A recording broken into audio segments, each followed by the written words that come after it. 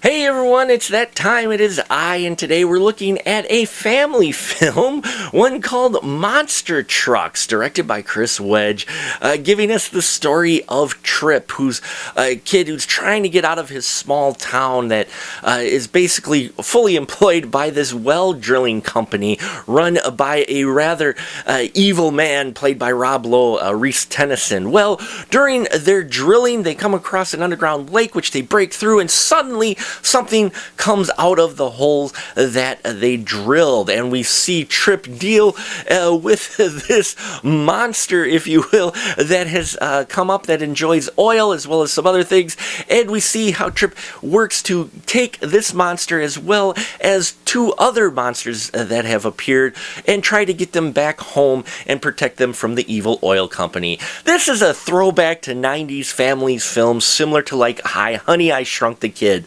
Completely ridiculous concept, but executed with enough seriousness and great performances that you don't mind. It's a lighter film for sure, and there are some plot holes, but this was a lot of fun. I had fun with this film, which is funny because when I saw the trailer, I go, man, that movie looks stupid, but it did not play out like I thought it would. Part of it was because of the Trip character played by Lucas Till. He's the new MacGyver, and he was an X-Men, and I enjoyed his character. I kind of related to his character a little bit, and you felt for him, and he's kind of a stereotypical type of role that he's in, kind of that outsider guy.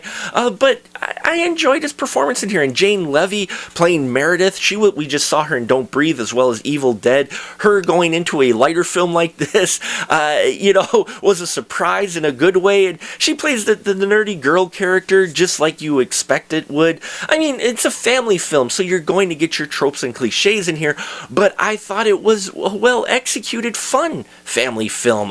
Barry Pepper shows up as Sheriff Rick. We got Rob Lowe, as I mentioned before. Great to see him play an a-hole character. And Danny Glover is in here, too. And he has a very charismatic character. These creatures, they smuggle them in the trucks. And I love the explanation they came up with and the designs for these creatures. They looked really good. The CG looked really good on these creatures most of the time. And yeah,